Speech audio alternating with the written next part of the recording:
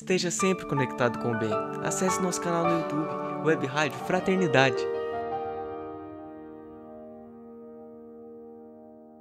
Amigas e amigos ouvintes, aqui é Licurgo. Hoje nós vamos analisar o capítulo 8, Treva e Sofrimento.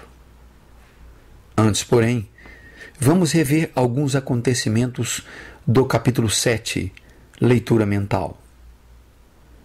Pois bem, no capítulo 7, nós acompanhamos a excursão realizada pelo pequeno grupo coordenado pela irmã Zenóbia, acompanhada pelo instrutor Jerônimo, pelo padre Hipólito, a enfermeira Luciana e por André Luiz.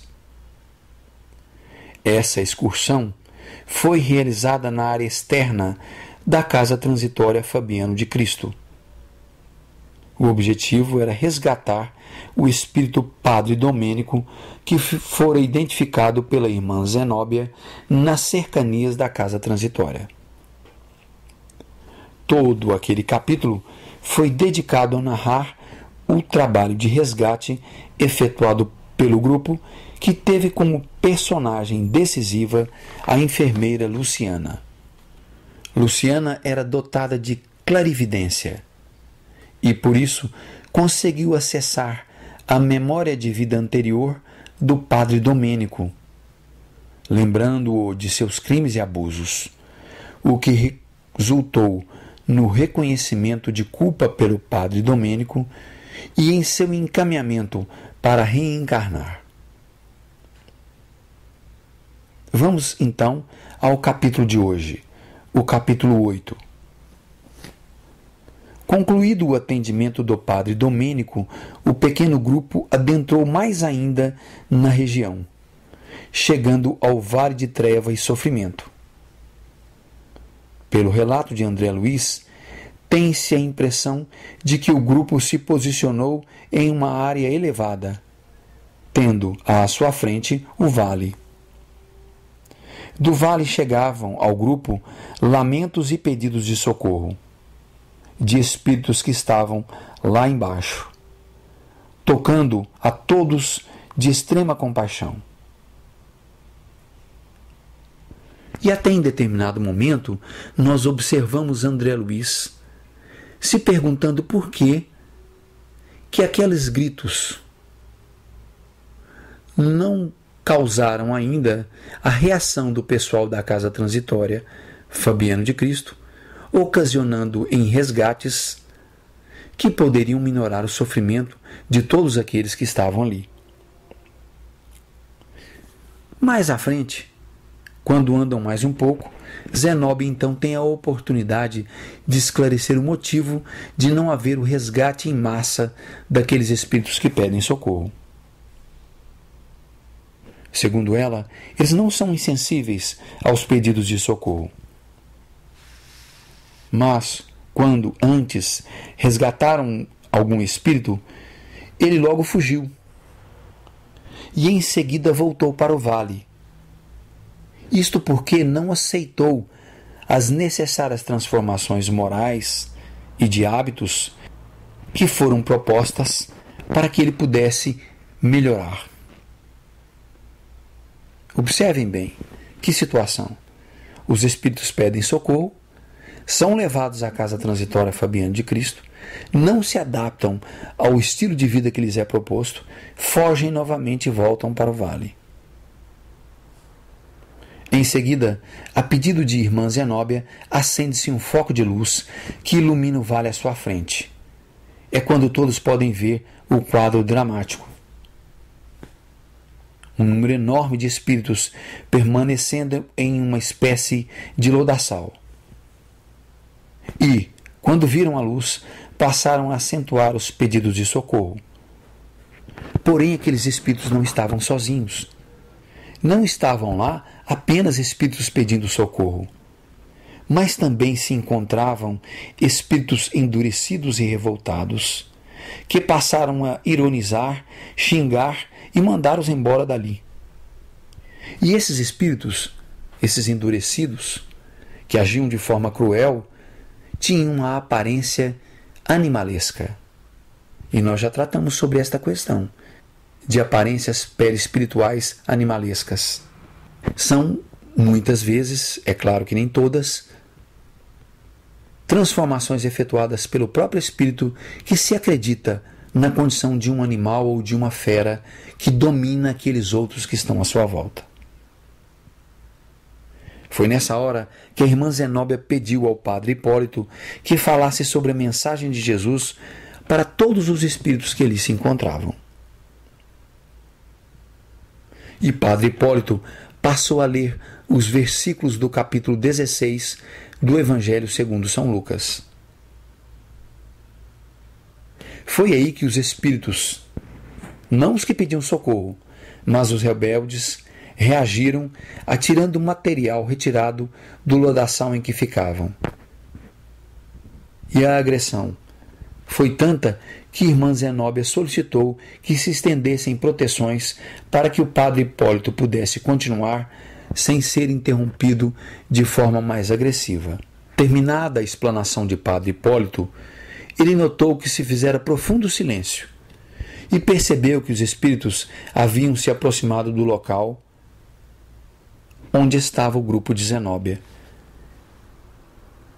Então, ao ouvirem a preleção do padre Hipólito, eles se aproximaram para melhor se posicionar e melhor ouvir.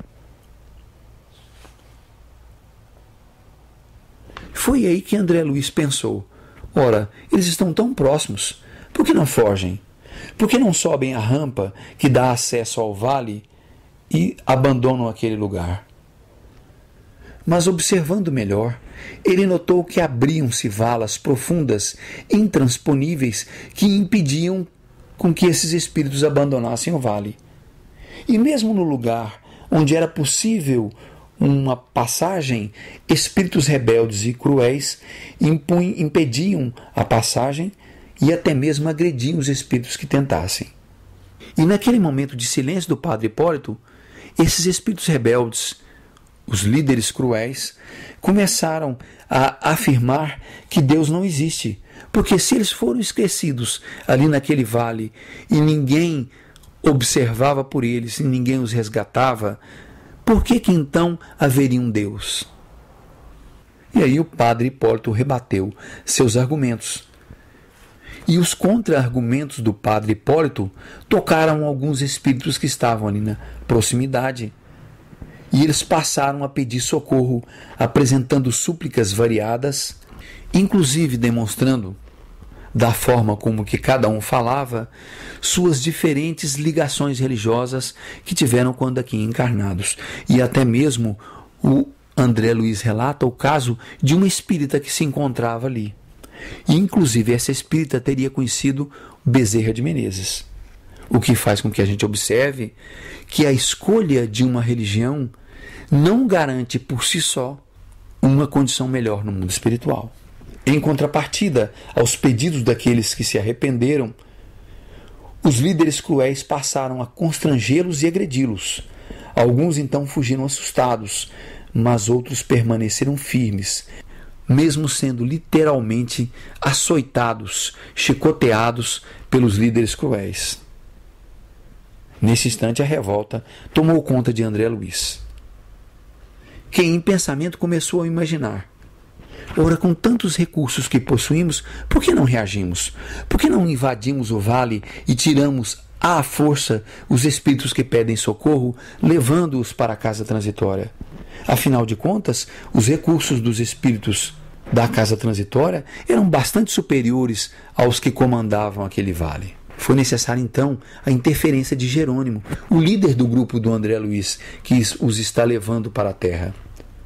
E depois a própria Zenóbia interferiu, lembrando ela que o papel de todos ali da casa transitória Fabiano de Cristo era o de resgatar pelo convencimento e não pela violência. Ou seja, que os espíritos que saíssem dali do vale tivessem a convicção de que era hora de saírem. Porque senão, levados para fora do vale, acabariam retornando para o vale quando se deparassem com a necessidade de transformação que lhes seria proposta na casa transitória. Mas a situação complicou-se um pouco mais. as agressões impostas pelos líderes cruéis contra os espíritos arrependidos e que clamavam por socorro começaram a incomodar todos os componentes do grupo da irmã Zenóbia. Observando então que a situação era muito complexa, ela pediu que estendessem espécies de passarelas para que os pedintes de socorro pudessem atravessá-las. Foi então que os líderes cruéis intensificaram a violência contra os arrependidos. Então, diante do sofrimento imposto e do risco que se corria de que algum elemento de seu grupo resolvesse tomar uma atitude mais drástica, ela mandou recolher as passarelas. Solicitou que lhe dessem um aparelho amplificador de voz e falou para todos os espíritos do vale, de tal forma que todos pudessem ouvi-la, dizendo que eles iriam. Retornariam para a casa transitória Fabiano de Cristo, mas que se qualquer um deles resolvesse abandonar aquele estilo de vida, poderia procurá-los. Poderia bater na casa transitória Fabiano de Cristo, que seriam recebidos. Mas que para fazerem isso, eles necessitariam estar dispostos a realizar algumas mudanças íntimas. Avisou-ela também da proximidade do fogo purificador que passaria por aquela área. E em seguida partiu com o seu pequeno grupo, deixando para trás os lamentos dos espíritos que se encontravam arrependidos pedindo por socorro. Muito bem, meus amigos e minhas amigas, vocês notaram que, quando o padre Hipólito iniciou sua palestra, na tentativa de promover ajuda, alguns espíritos intensificaram o pedido de socorro, enquanto outros tentaram expulsar o grupo de Zenóbia. Esses que tentaram expulsá-los alegaram que estavam muito bem ali naquele vale. E alguns afirmaram que ali era o céu. Observem bem a distorção das ideias. Nós, espíritas, sabemos que não existe um céu, mas sabemos também que existem gradações diferentes de condições de vida no mundo espiritual. Mas mesmo reconhecendo a existência de tais gradações, sabemos que existem regiões muito infelizes no mundo espiritual. E este vale, sem dúvida alguma, é um dos mais infelizes. E, no entanto, esses espíritos líderes daquela situação, os irônicos, consideravam que aquele lugar onde estavam era como um céu. Notem que, pela condição mental desses espíritos, eles consideravam regiões umbralinas como sendo o lugar ideal para se estar. Para esses espíritos, em verdade, ali é o céu. Os satisfaz viverem naquela situação. Assim como acontece na Terra, quando alguns gostam de lugares iluminados e arejados, enquanto outros preferem lugares sombrios, escuros e fechados. Observem que a condição mental é definidora dessas situações. Outro aspecto interessante da fala do padre Hipólito é quando ele afirma que aquela região foi criação de espíritos, da mente de espíritos, ou seja, é criação mental de espíritos que antecederam aqueles que estavam ali e permanece sendo uma criação mental dos espíritos que ali se encontram. Ou seja, o ambiente, a situação do ambiente, a ambiência em si é resultado da criação mental dos espíritos que estão ali. Mais uma questão importante é quando Padre Hipólito se cala e alguns espíritos mais rebeldes, que denotavam sua condição de liderança, reagiram contra os argumentos do padre, afirmando que eles haviam sido esquecidos de Deus e que Deus era injusto, porque criaram um grupo de eleitos, como os de Zenóbia, e os abandonaram. Tais espíritos não percebiam que eles se encontravam naquela condição porque permaneciam estacionados na evolução, cultivando seu ego e seus vícios. Incapazes de realizar suas transformações íntimas, eles não conseguiam perceber que os espíritos do grupo de Zenóbia alcançaram suas melhores condições por esforço pessoal, Eles entendiam que a situação dos espíritos companheiros de Zenóbia se devia a uma predileção de Deus. Isso nos evidencia uma questão. Alguns espíritos estão satisfeitos com seu estilo de vida e com seus vícios. Para esses, as regiões umbralinas são como um lar. Porém, à medida que conhece as verdades espirituais e a mensagem de Jesus, começam a movimentar-se, ainda que com dificuldade, para alterar sua condição espiritual. Por fim, vocês observaram que quando os espíritos arrependidos tentaram fugir, os líderes endurecidos impediram-nos com violência. Quem são esses espíritos? Quem são esses líderes cruéis? Eles foram líderes cruéis quando aqui na Terra encarnados. E usavam de sua autoridade para explorar os mais fragilizados.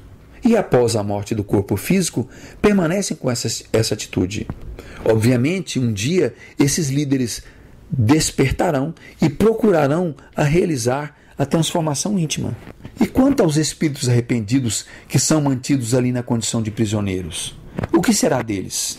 Segundo Zenóbia explicou, se estão ali é porque ainda necessitam viver aquela situação, porque desobedeceram à lei divina e é necessário que experimentem uma espécie de sofrimento e dificuldades, percebam a necessidade da mudança e da transformação e valorizem toda a transformação que fizerem.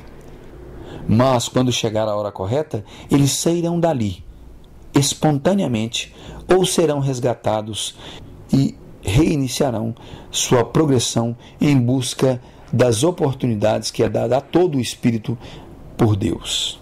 Agradecemos sua participação, sua atenção e convidamos você a estar conosco no próximo programa, quando estudaremos o capítulo 9, Louvor e Gratidão. Sugiro a você que leia o capítulo 9. Ele pode ser lido diretamente na internet, se você não tiver o livro. E assim, lendo-o antecipadamente, você poderá melhor aproveitar os comentários que eu fizer no próximo programa e somar as minhas conclusões às suas, aumentando ainda mais as suas possibilidades de entendimento a respeito do que nos diz a obra de André Luiz. Obrigado e até o próximo encontro.